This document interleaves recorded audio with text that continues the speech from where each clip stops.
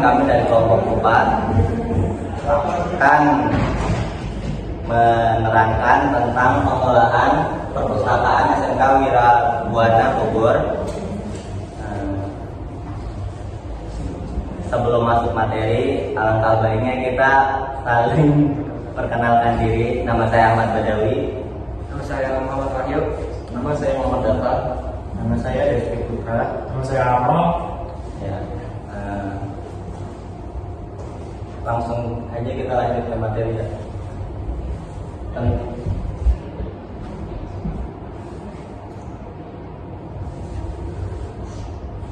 Ya, latar belakangnya SMK Wira Buana Bogor memiliki perpustakaan berbasis cloud sebagai penunjang pembelajaran, namun masih terdapat kendala seperti proses peminjaman yang belum efisien, keterlambatan pengambilan buku, dan laporan peminjaman yang belum optimal.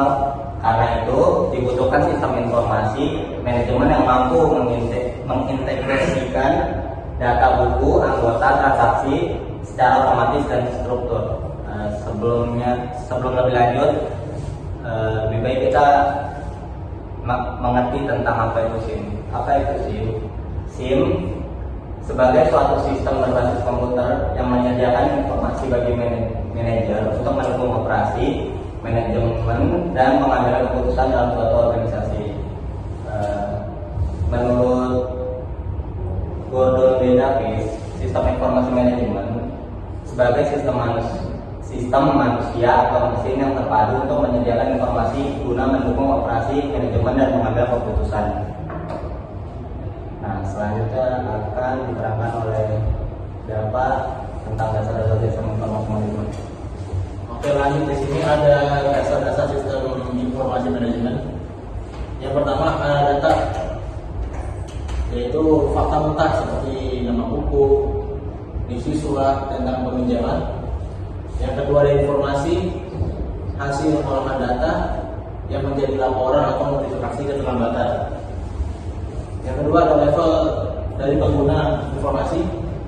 Yang pertama ada operasional, yaitu petugas perpustakaan atau peminjaman dan pengembalian.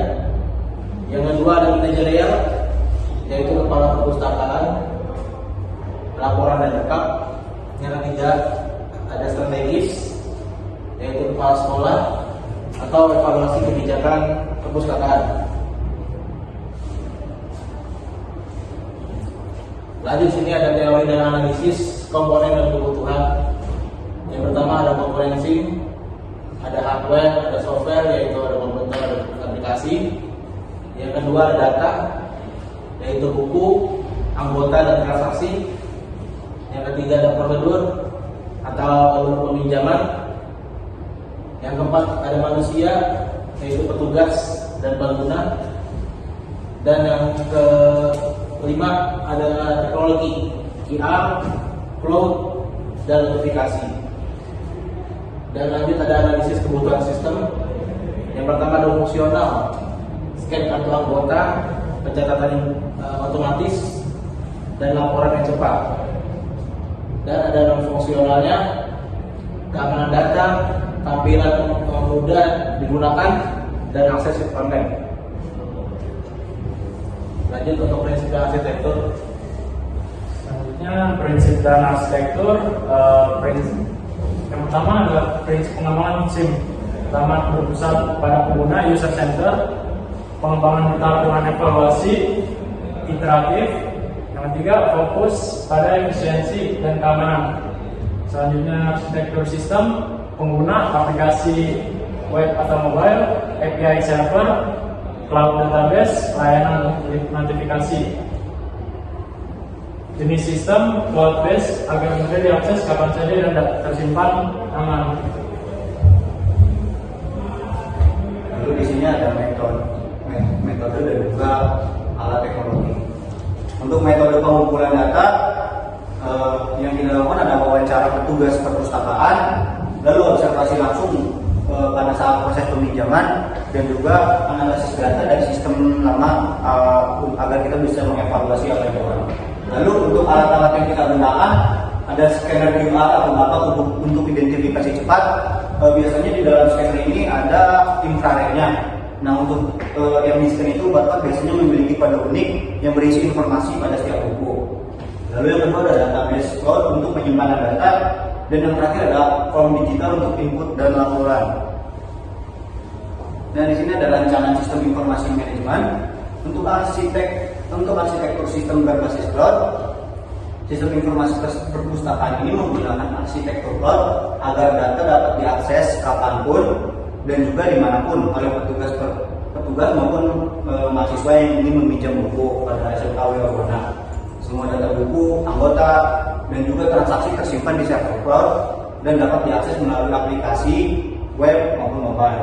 Untuk kelebihannya yaitu datanya dapat tersimpan aman di server online, bisa diakses dari banyak perangkat, dan juga memudahkan backup dan laporan otomatis. Mungkin untuk kekurangannya kalian harus menggunakan internet untuk bisa mengaksesnya. Di sini ada gambar yang menerangkan bahwa cloud computing arsitektur, yang dimana untuk interaksi di web atau di aplikasinya ini diatur oleh front end. Kita biasa menyebutnya dengan user interface, dan juga yang di bawah ini ada back end, yaitu yang mengatur servernya, terus ada storage-nya atau penyimpanan, service-nya, kira-kira berapa lama kita bisa mengaksesnya. Itu semua diatur oleh back end yang mungkin kita familiarnya disebut dengan programmer.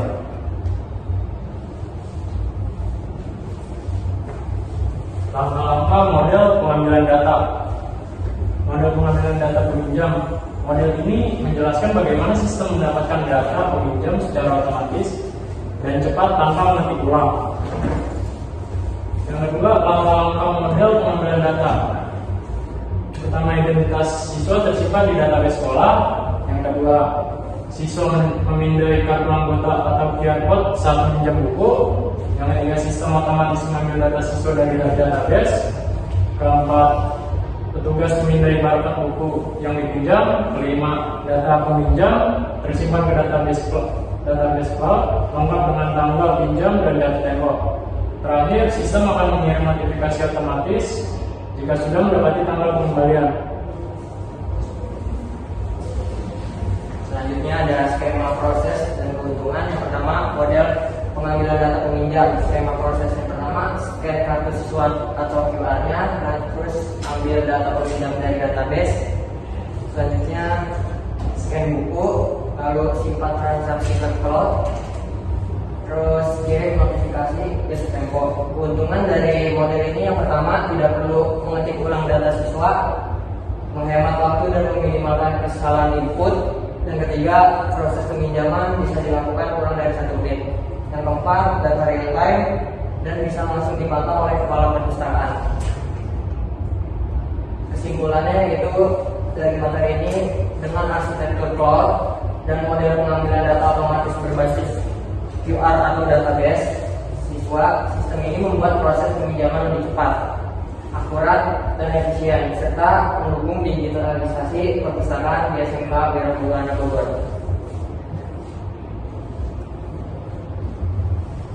Mungkin sekian dari kelompok kami. Apabila ada yang ingin ditanyakan, silakan ketik di kolom komentar. Sekian dari kelompok kami. Wassalamualaikum warahmatullahi wabarakatuh.